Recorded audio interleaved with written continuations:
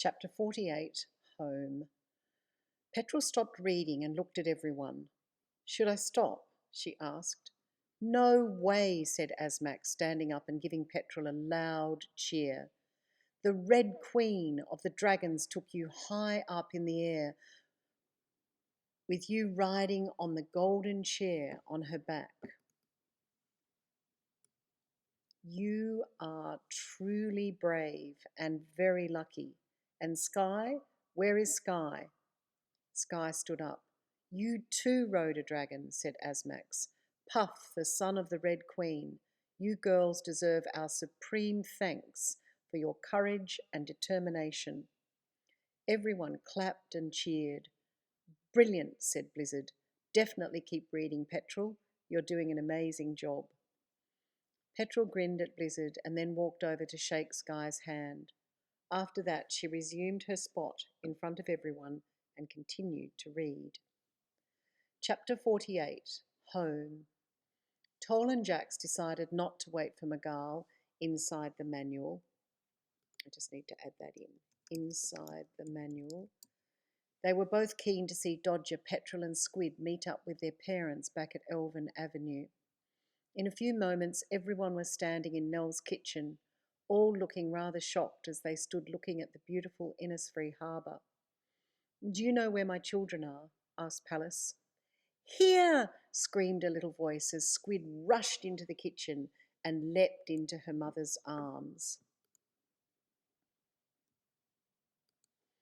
I've just gone back in the book to have a little look at where they hid the manual inside the Jew's house, and when Nell and Bill hid it, I've made them put it in with all the cookbooks in Nell's kitchen so that this will make extra sense. "Here!" screamed a little voice as Squid rushed into the kitchen and leapt into her mother's arms.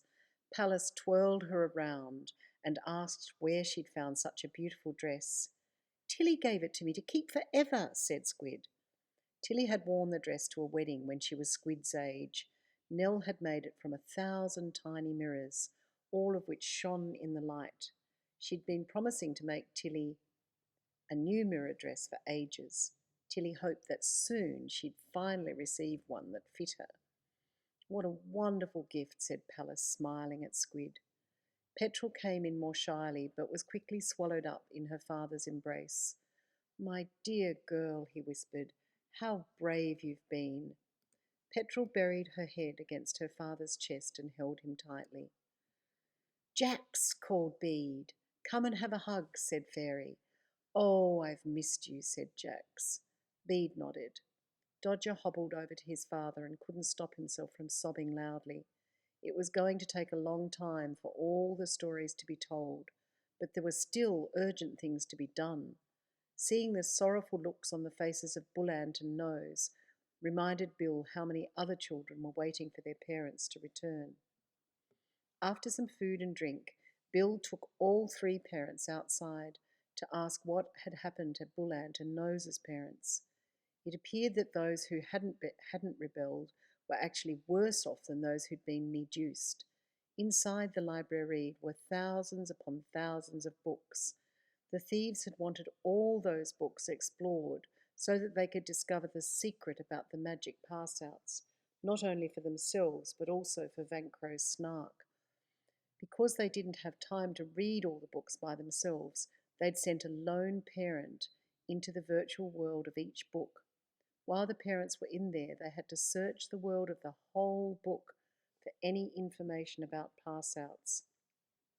Every missing parent was alone inside the unknown worlds of countless books. And of course, no one really knew how many parents had been taken hostage, so it was hard to know where to start. The thieves had become more and more greedy as they realized how easy it was to make the stolen parents disappear.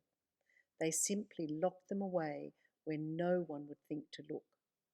Even though Nell knew that Godot was working on the Book of Endings, she decided to call an emergency meeting to create a rescue plan for all the other parents. While that happened, the Jews suggested that all the children and the parents who'd been found that day should find a safe hiding place. After some thought, Nell suggested they all travel the next day for the Bay of Magic Sea Dragons. Holidays will start early this year, she announced, to the delight of her children. Um, but we have to get Dorrit first, said Dodger, looking distraught. Of course, said Jute. Bill, would you mind coming with me? My pleasure, said Bill. I only wish I could tell those spiky sisters where their wretched Isla was staying at the moment, but I fear that wouldn't be wise. At Isla's boarding school, the Spiky sisters were shocked to see Bill Dew with Jute Helpman. Bill had also invited one of his brothers, Salamander Dew, a professor of the School of Law at the University of Dragolin. When he'd heard about Jute's situation, he was more than pleased to add a little legal weight to Jute's case.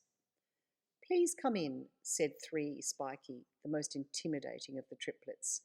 Make sure, but I'm not sure, Mr. Helpman, what makes you think we'll give your daughter back to a man who believes in abandoning his own children. Our director, Isla Thieve, is in Drage at the moment, so I'm acting principal. I think you'll find that the thieves are in quite a lot of trouble. 3 Spiky looked sneaky and raised her eyebrows. She might have been, she said, but Mrs. Thieve and her husband may have their sentences reduced by the Prime Minister. They may also move to a new school in another country. No way, said Bill. That can't be right. Jute patted Bill on the arm. I'll explain later, he said. Mademoiselle, Salamander began, the thieves may have been let off the hook, but I'm not sure that your rather small boarding schools could survive a lawsuit of the magnitude I'm planning. 3 Spiky opened her mouth to speak, but Salamander continued. I think kidnapping parents, stealing children, running a school contrary to the educational laws of Dragolin, and brutal assault would be the beginning. Violations of creature rights will also be thrown in.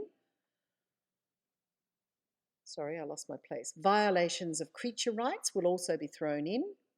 In fact, I think you'll find that your school will be closed by lunchtime tomorrow, if I have my way. Sir, snapped 2 Spiky, I'm not sure who you think you are, but this is nonsense. 2, this is my brother, Salamander Dew, said Bill.